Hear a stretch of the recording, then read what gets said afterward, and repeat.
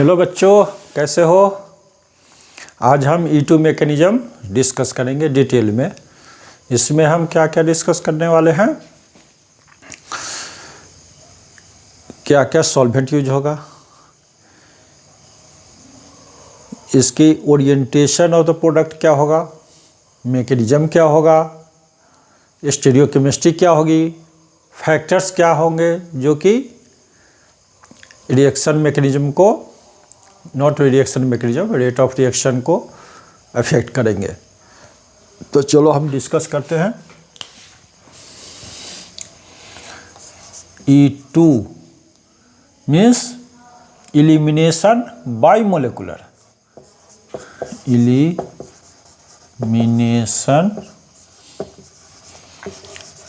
Bye molecular.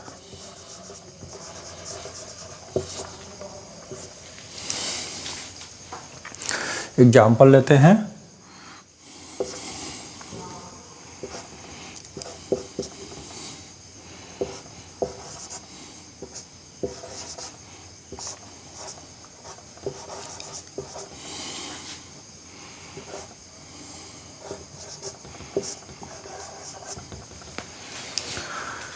क्या है, alkyl bromide है। इसको जब हम बेस से ट्रीट करते हैं, कोई बेस ले लिया, ये बेस है,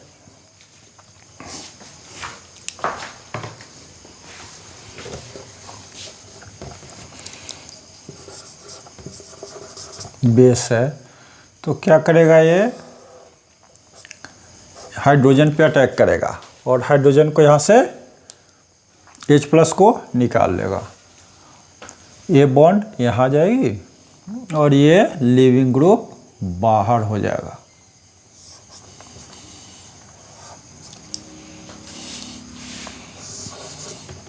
और ये बनेगा,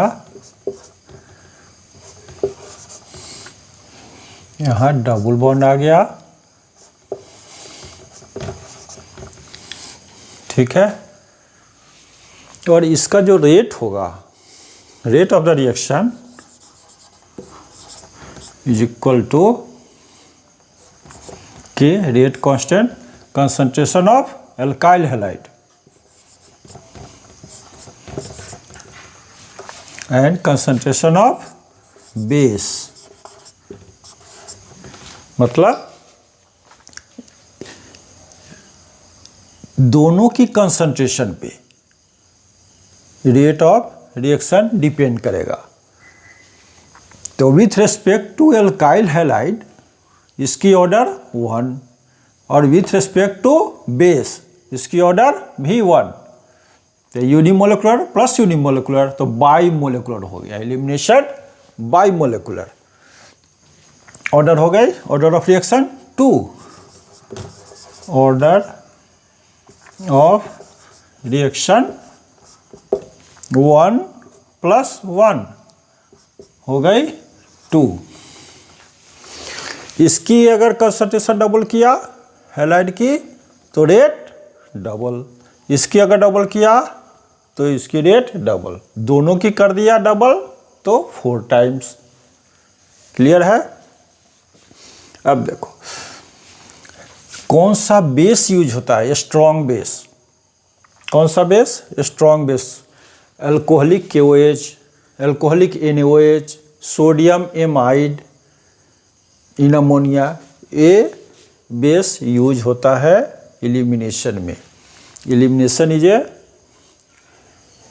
एन इंडोथर्मिक रिएक्शन। इंडोथर्मिक है, इसका मतलब ली चैटलियर्स प्रिंसिपल के अकॉर्डिंग इसको रिएक्शन को फेवर कौन करेगा, हाई टेम्परेचर।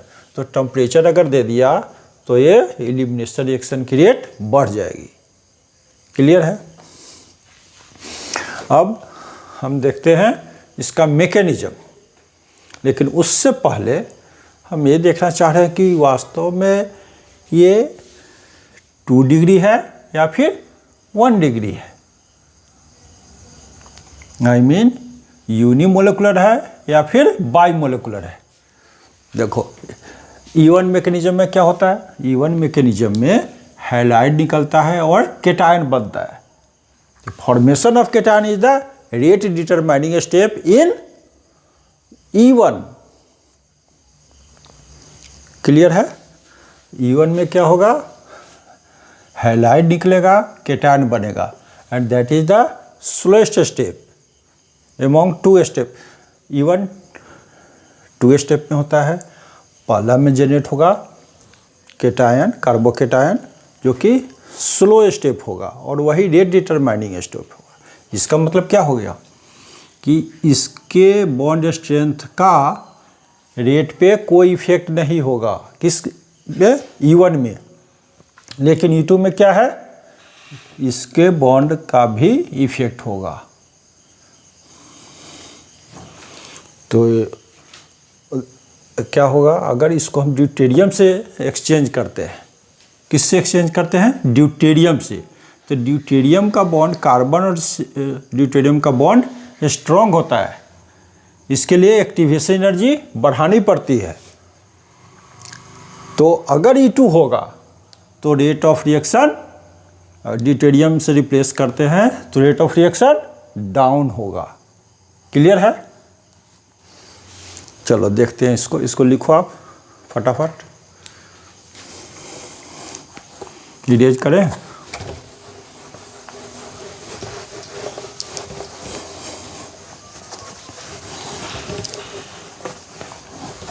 एविडेंस क्या है कि ये यूनिमोलिकुलर है या बाइमोलिकुलर है। तो एक एग्जांपल लेते हैं।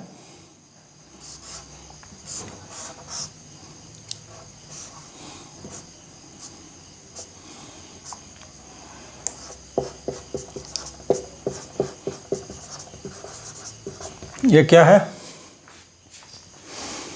1 bromo 2 phenyl ethane, 1 bromo 2 phenyl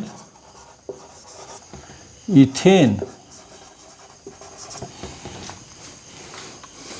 इसकी जब हम रिएक्शन कराएंगे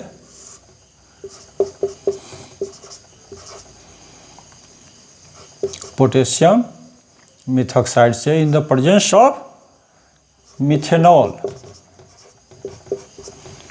तो इसका सपोज अगर रेट कांस्टेंट KH है, अगर इसको हम ड्यूटेरियम से रिप्लेस करते हैं हाइड्रोजन को, तो ये क्या हो गया,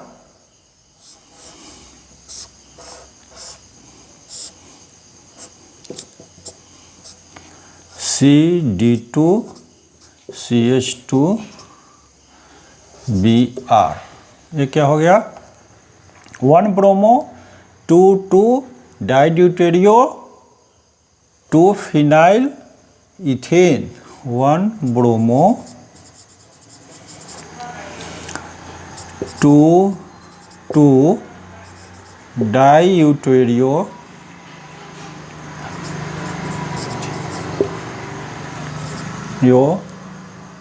2 फिनाइल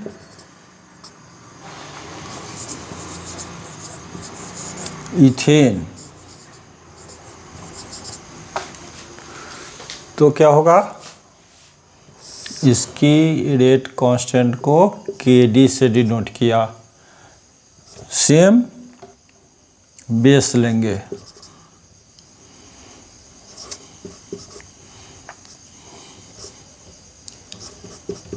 पोटेशियम मिथॉक्साइड इन मिथेनॉल। तो क्या बनेगा इस केस में,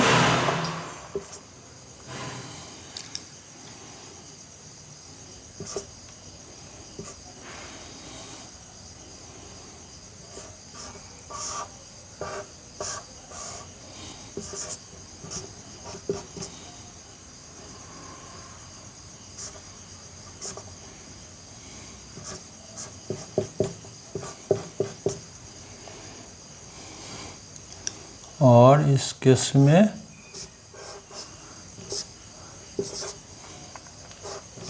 यहाँ ड्यूटेरियम होगा, यह होगा। क्लियर है? अब इसकी जो रेट कांस्टेंट और इसकी रेट कांस्टेंट का रेशियो होगा KH/KD is equal to 7:1 means ये इसका रेट इससे 7 टाइम्स होगा, 7 टाइम्स। क्लियर है? इसका मतलब ये हो रहा है कि ये बॉन्ड टूट रहा है, ये बॉन्ड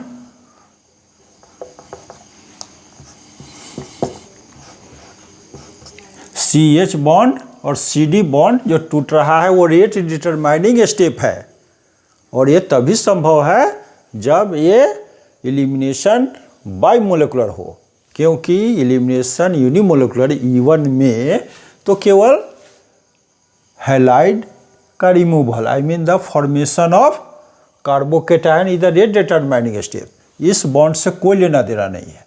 लेकिन यहाँ रेट क्या हो रहा है, इफेक्टेड हो रहा है। इसको बोलते हैं isotope deuterium effect, isotope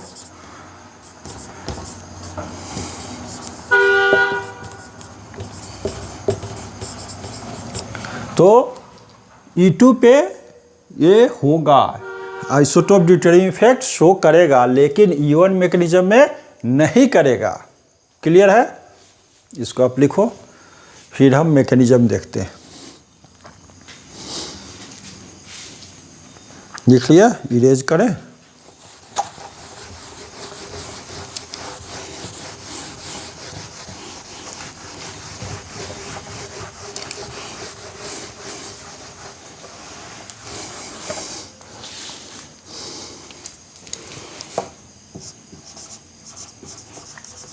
mechanism, mechanism में क्या होगा,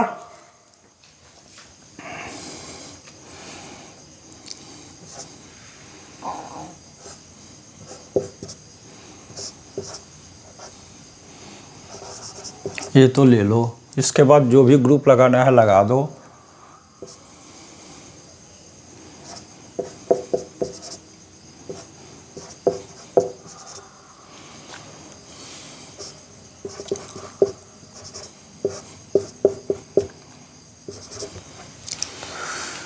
ये बेस है, ये यहाँ अटैक होगा, ये इधर जाएगा, ये यहाँ अटैक होगा। क्या होगा, CH3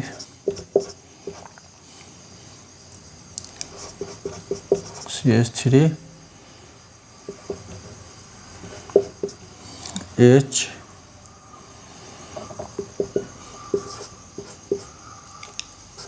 OH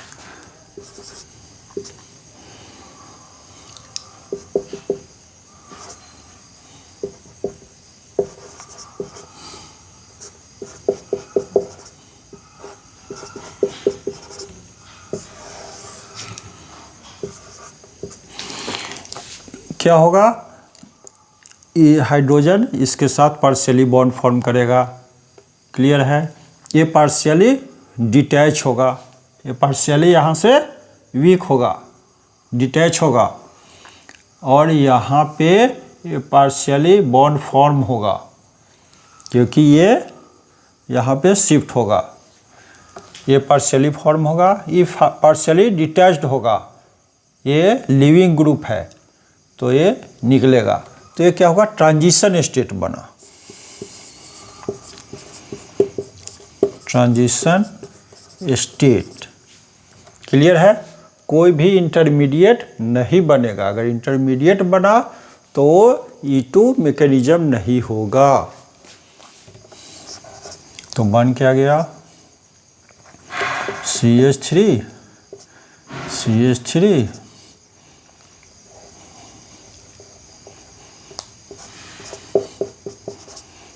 double bond CH3 और ये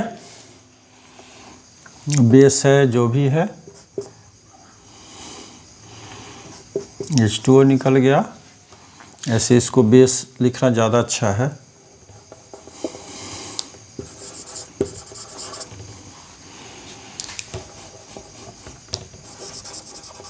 बेस H लिख दो, क्लियर, प्लस ये लीविंग ग्रुप निकल गया। अब देखो अब हो क्या रहा है यहाँ पे,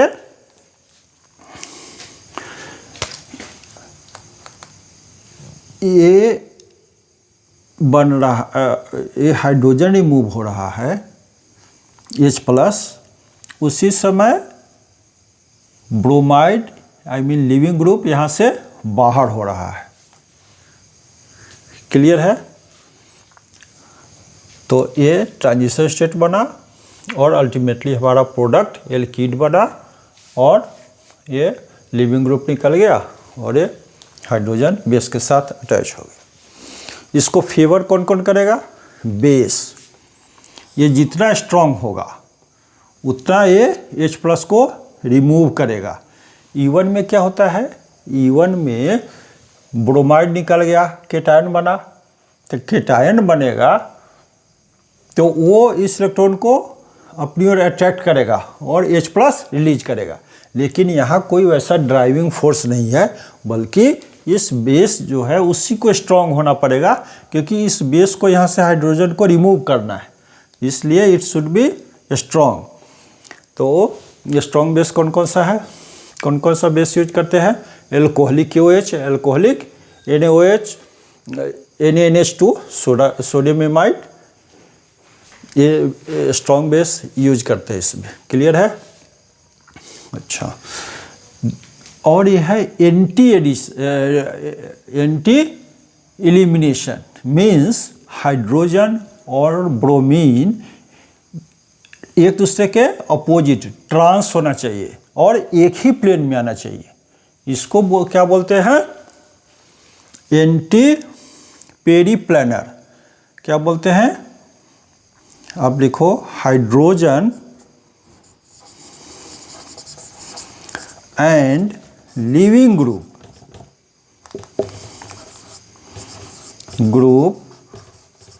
should be anti-periplanar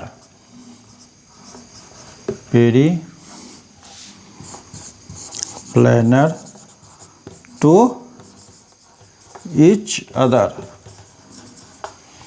क्लियर है। एंटी पेरीप्लानर किसको बोलते हैं, हाइड्रोजन और ब्रोमीन एक ही प्लेन में हो और एक दूसरे के अपोजिट ट्रांस हो, क्लियर है।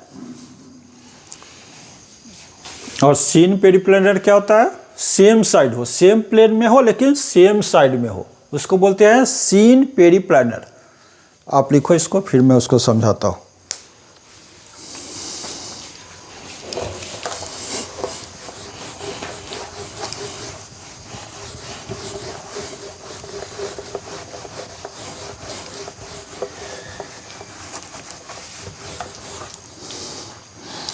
सीन पेरीप्लानर और एंटी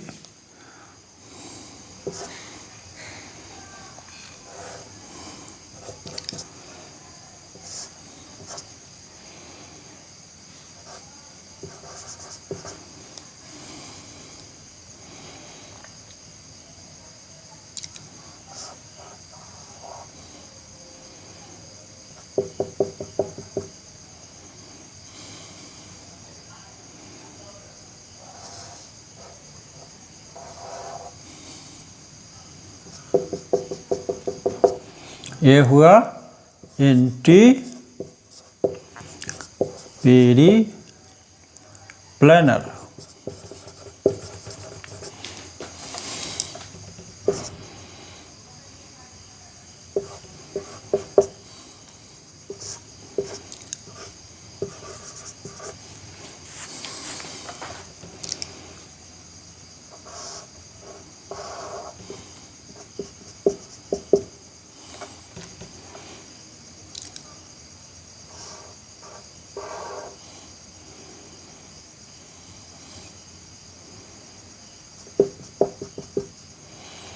ये हुआ सीन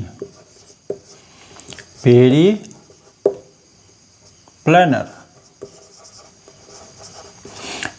हाइड्रोजन और ब्रोमीन एक ही प्लेन में है लेकिन एक साइड में है, इसको बोलते हैं सीन पेरिप्लेनर। और यहाँ पे हाइड्रोजन और ब्रोमीन क्या है, सेम प्लेन में है लेकिन अपोजिट साइड में है। क्लियर है? लिखो आप इसको।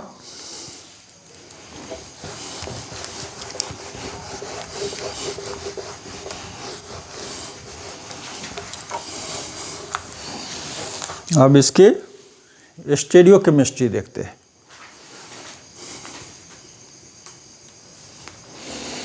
स्टेरियोकेमिस्ट्री देखते हैं इसकी।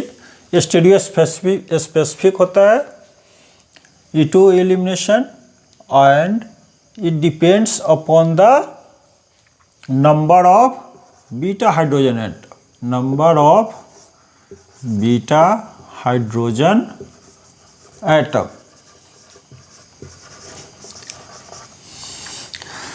एग्जाम्पल लेते हैं।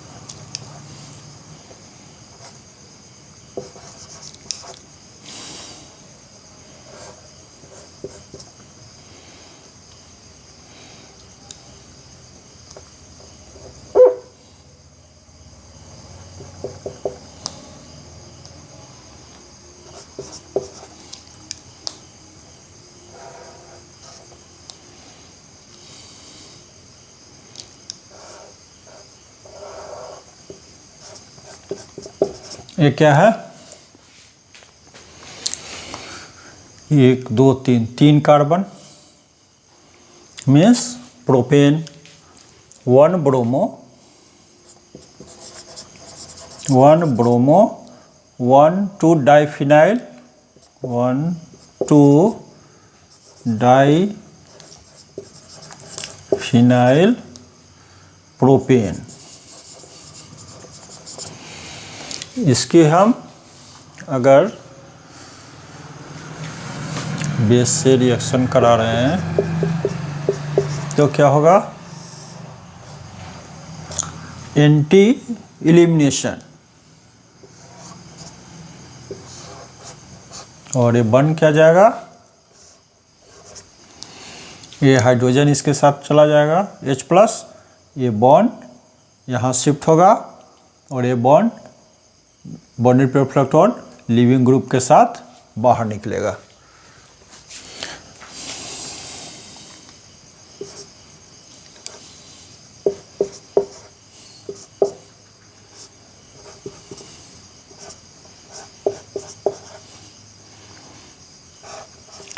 ये सीस प्रोडक्ट ही बनेगा।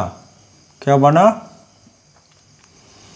सीस 1 2 डाइफिनाइल प्रोपीन, 1 2 डाइफिनाइल प्रोपीन। ये जिस साइड है फिनाइल ग्रुप उसी साइड रहेगा, तो ये क्या हो गया, ये स्टेरियो स्पेसिफिक हो गया, स्टेरियो स्पेसिफिक। क्लियर है? अगर इसको हम चेंज करते हैं, एक को क्या किया, अगर इसको हम चेंज करते हैं,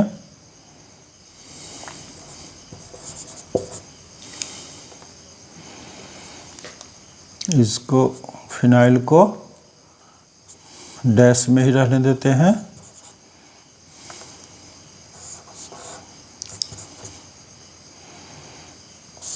और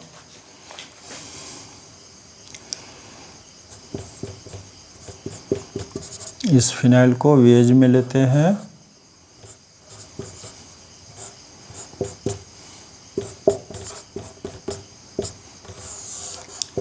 ये यहाँ अटैक करेगा, ये बॉन्ड यहाँ अटैक करेगा, ये लिविंग ग्रुप इलेक्ट्रॉन लेकर के बाहर हो जाएगा। तो क्या बन जाएगा,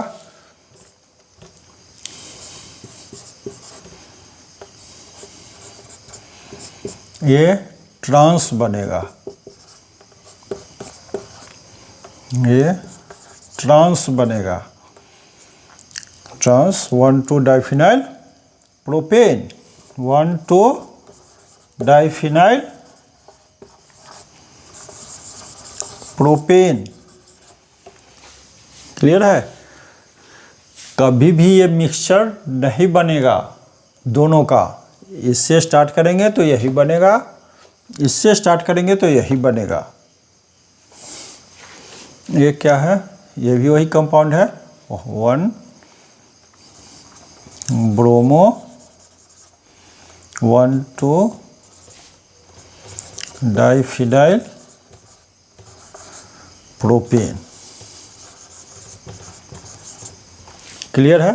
तो ये स्टीरियो स्पेसिफिक है कंप्लीटली। तो लिखो आप इसको,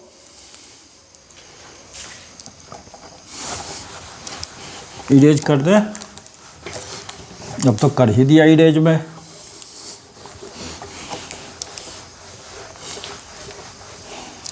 अच्छा, अब ओरिएंटेशन देखते हैं क्या बनना चाहिए। ओरिएंटेशन,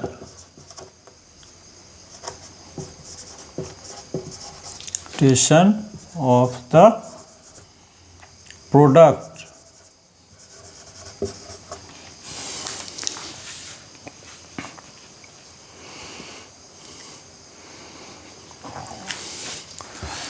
रेजियो केमिस्ट्री इसको बोलते हैं, रेजियो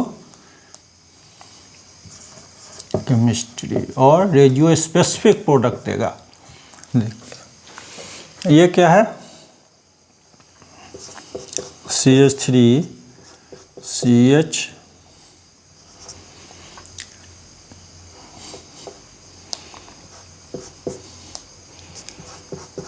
CH2 CH2 CH3। ये क्या हुआ? 2 हेलो पेंटेन, 2 हेलो पेंटेन।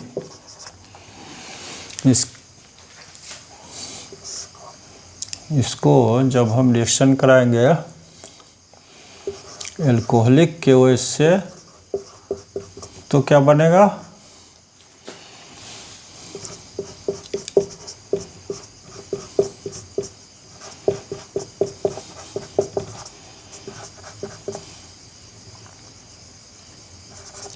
ये बनेगा और साथ में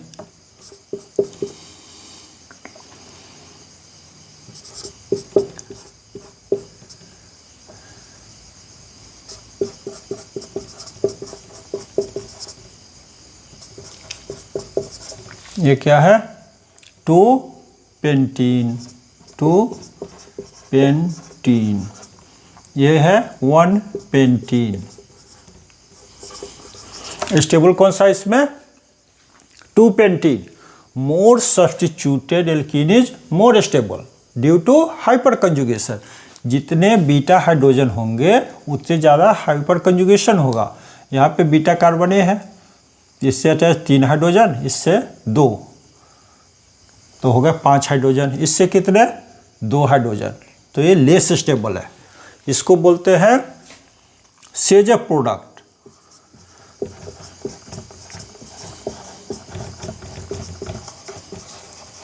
इसको बोलते हैं हॉफमैन प्रोडक्ट।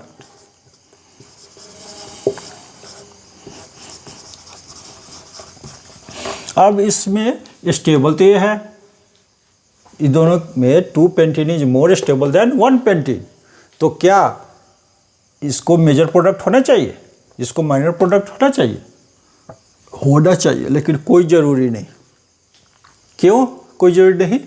इस पे डिपेंड करेगा, हैलाइड पे। कैसे डिपेंड करेगा? हैलाइड पे।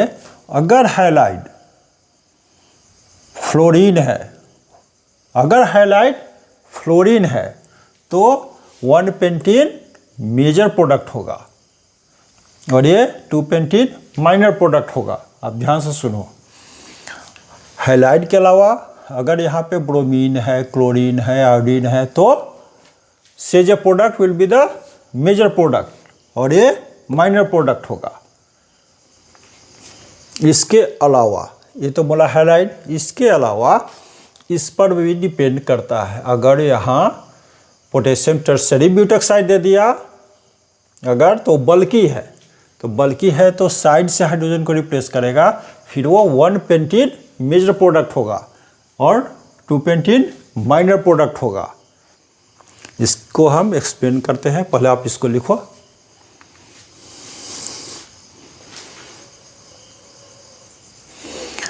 हाँ, ओरिएंटेशन आप देखो, अगर आयोडीन है, क्या है,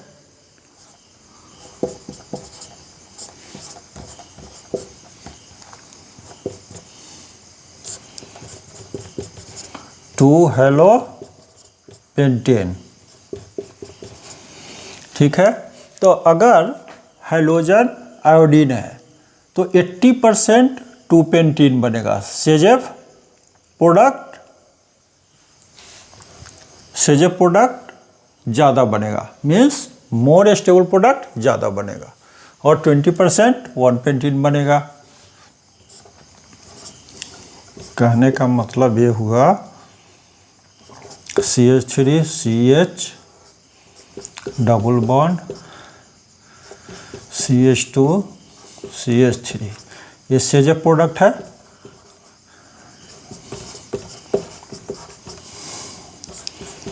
ये हॉफमैन प्रोडक्ट है।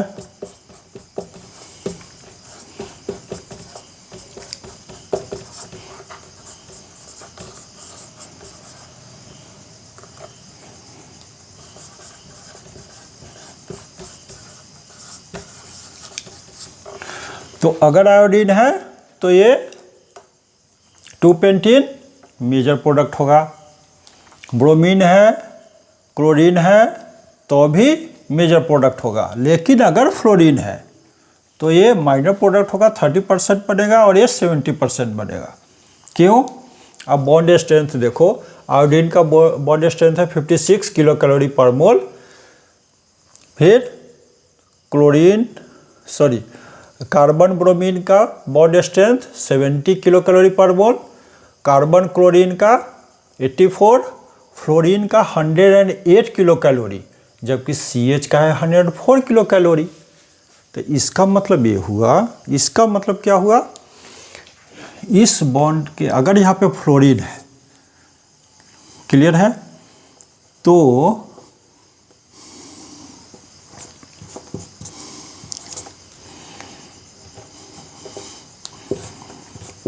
अगर फ्लोरीन है तो इसका बॉन्ड स्ट्रेंथ ज़्यादा है, 108 है, और हाइड्रोजन का 104 है। हाइड्रोजन का 104 है तो पहले तो ये डिसोसिएट होगा 104। अगर यहाँ से डिसोसिएट हो रहा है तो H+ निकलेगा, तो यहाँ पे माइनस चार्ज होगा, तो ये कार्बन आयन बना 1 डिग्री। अगर यहाँ से हटता है तो यहाँ पे माइनस चार्ज हुआ, तो ये 2 डिग्री कार्बन आयन हुआ। तो स्टेबल कौन होता है? 1 degree carbon ion is more stable then 2 degree.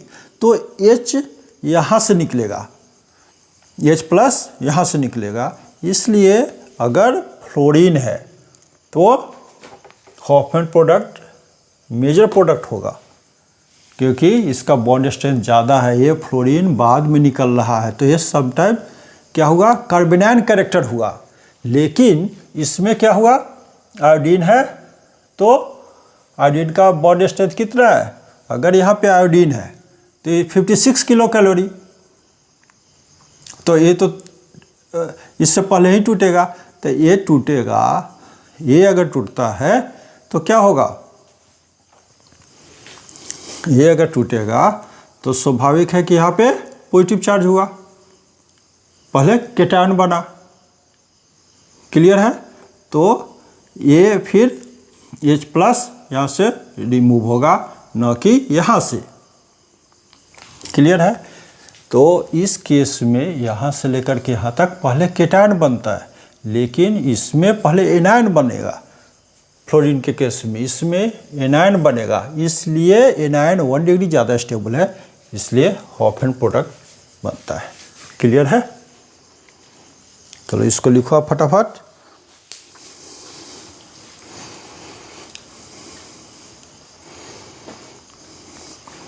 और दूसरा ये भी है कि फ्लोरीन है क्या करेगा, electron withdrawing inductive effect show करेगा, तो उससे कार्बन आयन जो बन रहा है उसको ज़्यादा स्टेबलाइज भी करेगा। इसलिए अगर यहाँ फ्लोरीन है तो 1 पेंटीन बनेगा, हॉफमैन प्रोडक्ट बनेगा। तो ऑर्डर क्या हो गया सेजेफ ओरिएंटेशन का,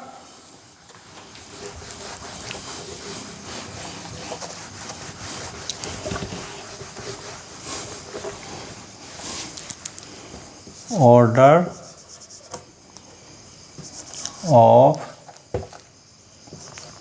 हैलाइड फेवर्स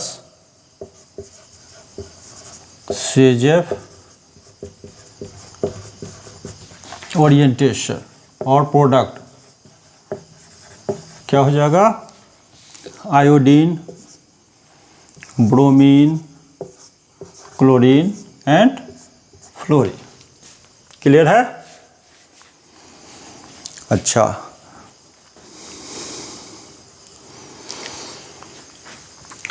ओरिएंटेशन इसके अलावा बेस पर भी डिपेंड करता है। एक एग्जांपल लेते हैं, इसको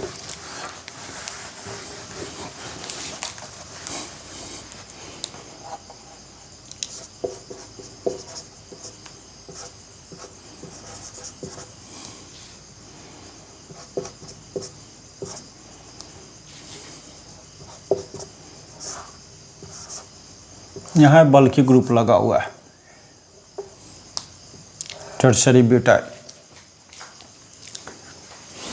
अगर यहाँ आप CH3ONA CH3OH से ट्रीट करो आप, और यहाँ टर्शरी पोटेशियम टर्शरी ब्यूटॉक्साइड से ट्रीट करो, दोनों में अलग अलग प्रोडक्ट होगा। क्यों? इसमें क्या प्रोडक्ट होगा,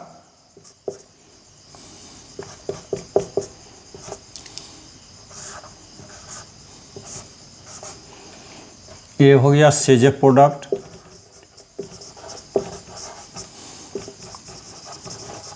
और इसमें होगा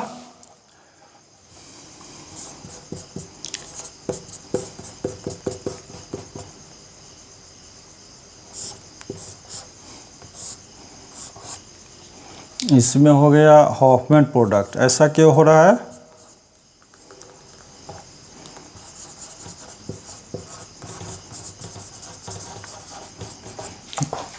क्या हो रहा है, ये तो निकल जाएगा, लिविंग ग्रुप है, लेकिन ये हाइड्रोजन को रिमूव करने के लिए बेस को आना पड़ेगा, बेस ही तो हाइड्रोजन को रिमूव करेगा। तो ये स्मॉलर है तो ये यहाँ तक आ सकता है, इसको रिमूव करेगा, लेकिन ये बल्कि ग्रुप है तो यहाँ तक पहुँच नहीं पाएगा, इसलिए ये इस हाइड्रोजन को रिमूव करेगा। ये टर्शियरी पोटेशियम टर्शियरी ब्यूटॉक्साइड अगर यूज करेंगे तो बल्कि है, यहाँ तक नहीं पहुँचेगा स्टेरिक हिंड्रेंस के कारण, तो फिर ये यहाँ से हाइड्रोजन लेकर के अपना अलग हो जाएगा और ये डबल बॉन्ड यहाँ बनेगा, हॉफमैन प्रोडक्ट। ठीक है, तो फिर लिविंग ग्रुप पर भी डिपेंड करेगा ओरिएंटेशन, और साथ में कौन सा बेस हम यूज कर रहे हैं, बेस में क्या फैक्टर काम करेगा, बेस में बल्कि ग्रुप है या स्मॉल ग्रुप है वो फैक्टर काम करेगा, जबकि हैलाइड में बॉन्ड स्ट्रेंथ काम करेगा। फ्लोरीन की कार्बन फ्लोरीन का बॉन्ड स्ट्रेंथ ज़्यादा है तो एनायन कैरेक्टर ज़्यादा है ट्रांजिशन स्टेट में, इसलिए वो सेजेफ प्रोडक्ट माइनर प्रोडक्ट होगा, हॉफमैन प्रोडक्ट मेजर प्रोडक्ट होगा। क्लियर है? और कुछ एग्जाम्पल देते हैं।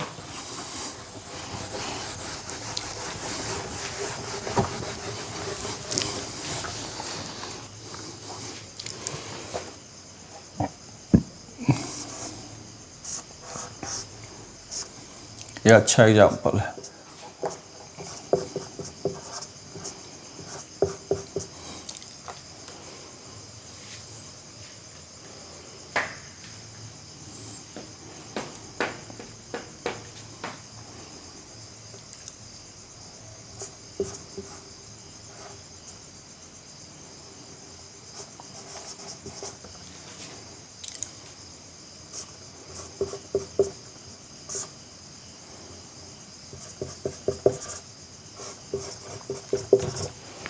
इसको अगर ट्रीट करेंगे तो क्या होगा, अगर यहाँ से हाइड्रोजन होगा हटेगा तो यहाँ डबल बॉन्ड आएगा, CH प्रोडक्ट। अगर यहाँ से हटेगा तो हॉफमैन प्रोडक्ट। दोनों प्रोडक्ट बनाते हैं, देखते हैं क्या हो रहा है।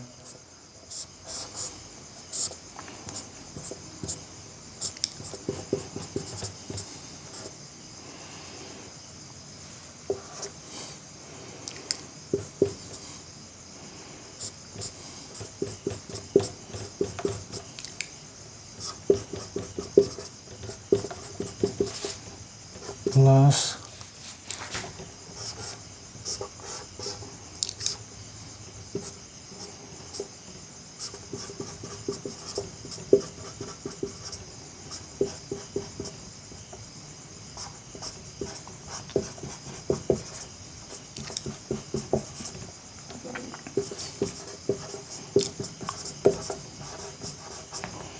CH प्रोडक्ट और ये हॉफमैन प्रोडक्ट।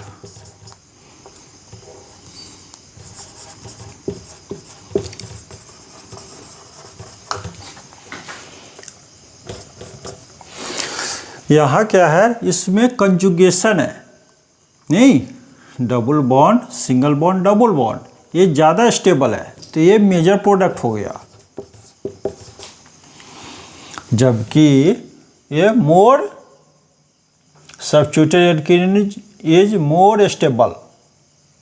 क्लियर है। यहाँ देखो बीटा हाइड्रोजन कितना है, 3 3 6 2 8 है। इसमें बीटा हाइड्रोजन 2, बीटा हाइड्रोजन 2 और एक 3 ही है, लेस स्टेबल हो उसके अकॉर्डिंग, लेकिन ये ज़्यादा स्टेबल है ड्यू टू कंजुगेशन, तो ये बढ़ेगा। तो ये ध्यान रखना है कि हमेशा CH प्रोडक्ट मेजर प्रोडक्ट नहीं होता है। क्लियर है। आप इसको लिखो फटाफट।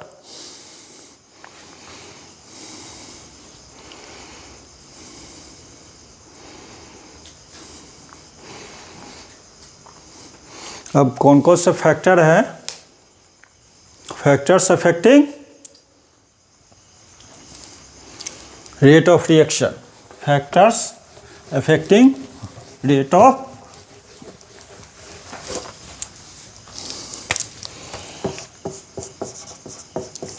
factors affecting rate of E2 reaction। पहला फैक्टर है सबस्ट्रेट। सबस्ट्रेट क्या हो जाना चाहिए,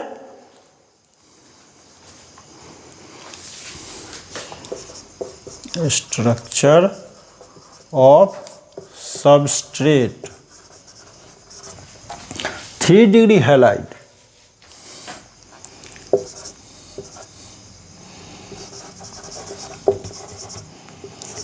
टू डिग्री हैलाइड और 1 डिग्री हैलाइड, यही ऑर्डर होगा। 3 डिग्री हैलाइड में रेट ऑफ रिएक्शन ज़्यादा फास्ट होगा E2 2 डिग्री हैलाइड के रिस्पेक्ट में, और इसका rate of reaction 1 degree halide के रिस्पेक्ट में फास्ट होगा। Second one,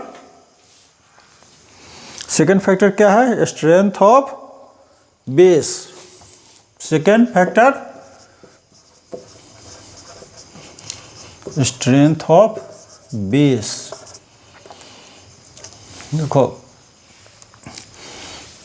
strength of base and its concentration.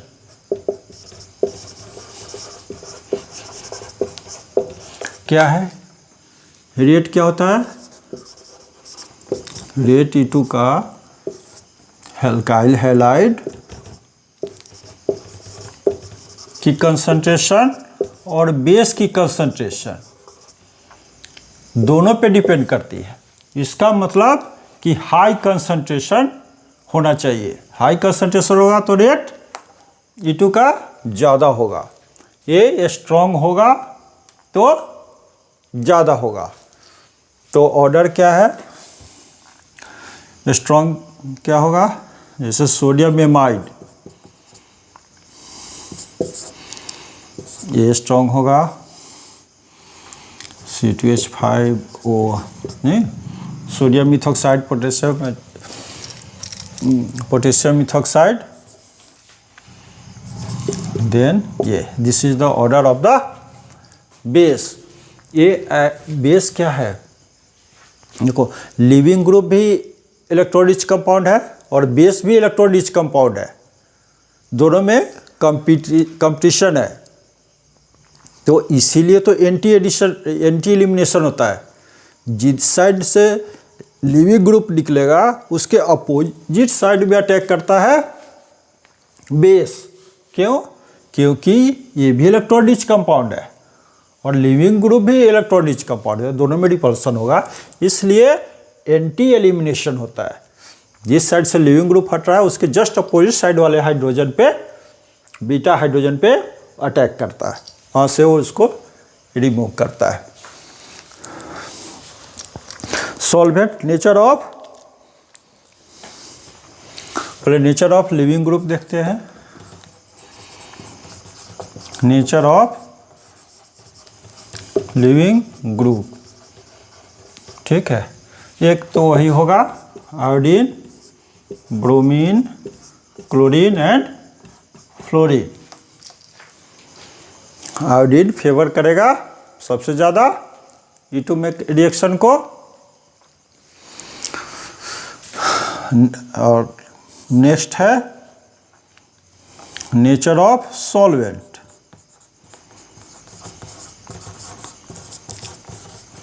किस टाइप का सॉल्वेंट चाहिए भाई, हैं? Polar aprotic. क्यों पोलर? इसलिए चाहिए कि लिविंग ग्रुप है, देखो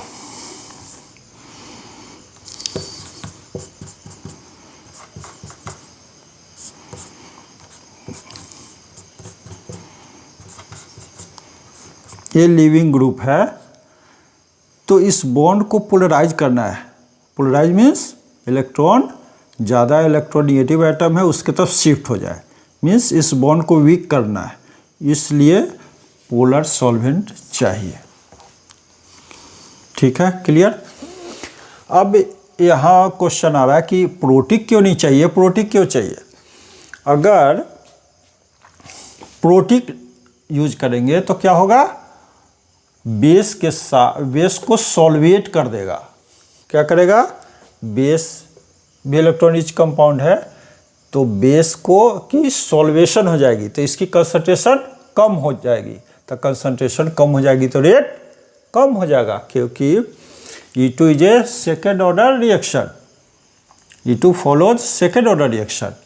तो अगर हम प्रोटिक सॉल्वेंट यूज करेंगे तो बेस की कंसंट्रेशन कम हो जाएगी ड्यू टू सॉल्वेशन, इसलिए हम ये प्रोटिक सॉल्वेंट ही यूज करते हैं। क्लियर है? और कोई क्वेश्चन? तो अगर हम समराइज करें तो क्या है, E2 mechanism single step reaction है, नो इंटरमीडिएट ट्रांजिशन स्टेट बनता है, इसको बोलते हैं कंसर्टेड मैकेनिज्म सिंगल स्टेप को। Order of reaction 2, order of reaction 2, first order with respect to alkyl halide and first order with respect to base. किस type का base चाहिए इसमें? स्ट्रॉन्ग बेस, जैसे in alcoholic media KOH, NaOH, in alcohol, NaNH2। उसके बाद solvent क्या चाहिए? Polar aprotic चाहिए, ये स्टेरियो स्पेसिफिक है, एंटी एलिमिनेशन होता है। लिविंग ग्रुप और हाइड्रोजन ग्रुप, हाइड्रोजन एटम जो रिमूव हो रहा है, ये क्या होना चाहिए, एंटी प्री प्लानर, मीन्स दोनों अपोजिट साइड में होने चाहिए, दोनों अपोजिट साइड में ट्रांस होना चाहिए और एक ही प्लेन में होना चाहिए। क्लियर है। ओरिएंटेशन सेजेफ और हॉफमैन, ये डिपेंड करेगा कि लिविंग ग्रुप का नेचर क्या है। लिविंग ग्रुप का नेचर मीन्स उसका बॉन्ड स्ट्रेंथ। जैसे फ्लोरीन अगर है तो सेजेफ रूल फॉलो नहीं करेगा, मतलब सेजेफ प्रोडक्ट माइनर प्रोडक्ट होगा और हॉफमैन प्रोडक्ट मेजर प्रोडक्ट होगा। बाकी हैलाइड में सेजेफ प्रोडक्ट मेजर प्रोडक्ट होगा, हॉफमैन प्रोडक्ट माइनर प्रोडक्ट होगा। वहीं पे अगर बल्की बेस है जैसे पोटासियम टर्शियरी ब्यूटॉक्साइड, तो वो mainly Hofmann product major product बनाएगा, क्योंकि वो बल्की है, तो जहाँ बल्की ग्रुप होगा वहाँ से हाइड्रोजन को रिमूव नहीं करेगा। तो ये सारा डिटेल है E2 मैकेनिज्म के बारे में। उसके बाद भी अगर कुछ रह गया हो, कोई क्वेश्चन है तो कमेंट बॉक्स में ज़रूर लिखो। टिल देन एंजॉय करो, पढ़ते रहो। अगर वीडियो पसंद आया तो लाइक करो। Thank you.